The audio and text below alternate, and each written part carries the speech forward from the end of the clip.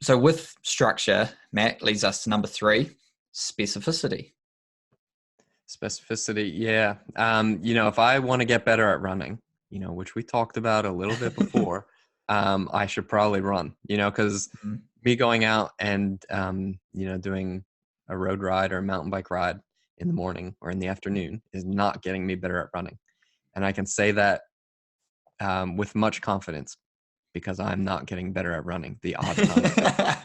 So it still hurts. And yeah, I need to be specific if I want to get better at running. I can get fit by cycling, but I can't get better at running Yeah. without running.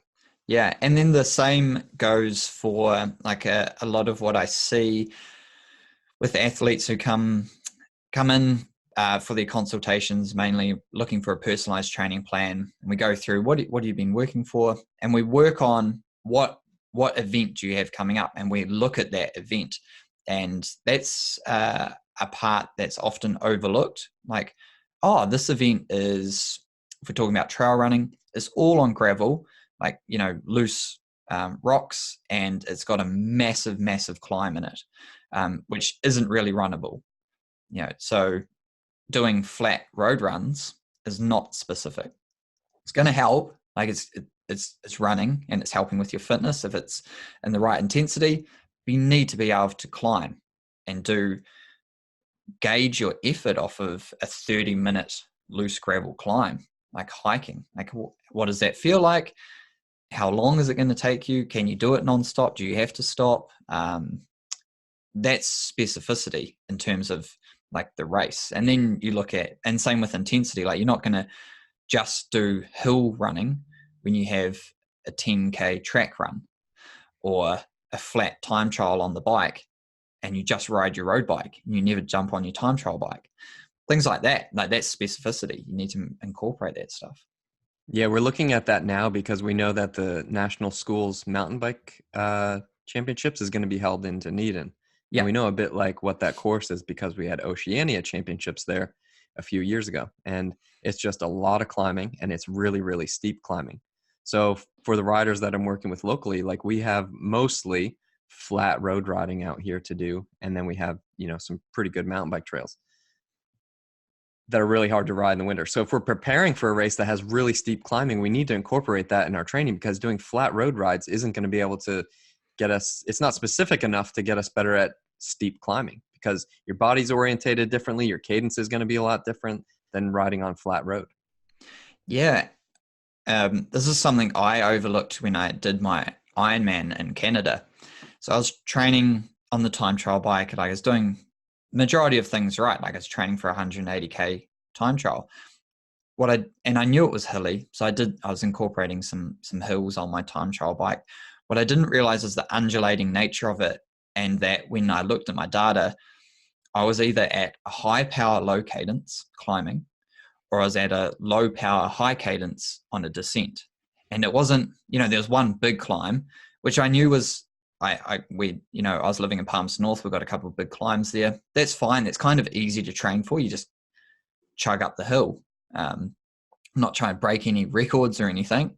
So, but then it was everything else where you weren't consistently on the power. You were sort of on and off it throughout the 180. And I just wasn't prepared for that. So the bike took a little bit longer than I thought. And the way in which I rode the race was like a lot different. And so now, like, that's something I definitely look at with athletes and myself. Like, actually, if I'm running this race, like 100K, what speed am I actually running when I'm running? Although I'm aiming to do 9 hours, 10 hours, 8 hours for 100K, that doesn't mean that's my average pace, which is what I thought initially. It's like, oh, wow, actually, I need to be, because there's these climbs and I climb at, say, 7 minutes per kilometer, I actually need to be running when I'm running at like 5 minutes per K or 4:30s or something. It's, yeah, I'd never really thought of that. But now with running power, Matt, it's so much easier. Oh yeah. Yeah. That's definitely changing the game. It is, though, because I just know my power relates to a certain time, and time is just so hard over an ultra distance, and it can be very off-putting, I guess, when you just sort of pluck these times out of thin air. Like, unless you've done the course before and you're in a similar kind of position, you're like, and the conditions are the same, you're like, okay, I want to go faster, 10 minutes faster or something. But even that is like, are you 10 minutes fitter? Yeah. Like, It's, how are you going to measure that if it's a windy day? Are you automatically failing? yeah, and it's raining, and until power, like running power, you can now go, okay, I need to, this is the power I can hold within, whatever variance you've figured out in training. And from there, you just do your best to try and hold that and Yeah. hope it works out. Yeah, we have a few good episodes on running with power and cycling with power. Yeah, and cycling with power has been one of the most popular ones. Actually, people love that because I'm going to continue to harp on and be an advocate for running with power, whether that's Garmin, Stride, Polar, whoever's doing it, Run Scribe. I think it's just really, really amazing tool to be able to utilize. We now don't have to be so attached to your, well, not necessarily your watch, but the GPS signal, and Yeah. to tell you how good you're running. Yeah, as coaches, it's really good for us to have that objective view as well. Because if we're looking at someone's data, like, it obviously helps us. So we just need to keep communicating how great that is for the athlete. Yeah, and one issue I've been having with athletes of late has been heart rate monitors and the irregularity of it. A lot of runners now, your running watches for the last few years, they've started incorporating heart rate monitors into the watch, so it's on your wrist, optical heart rate, infrared sensors, and they're just not there. They're just not consistent enough.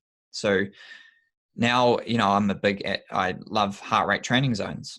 So go in, have a look. How much time did you spend in zone 2? Oh, for one run, you had an average heart rate of 200.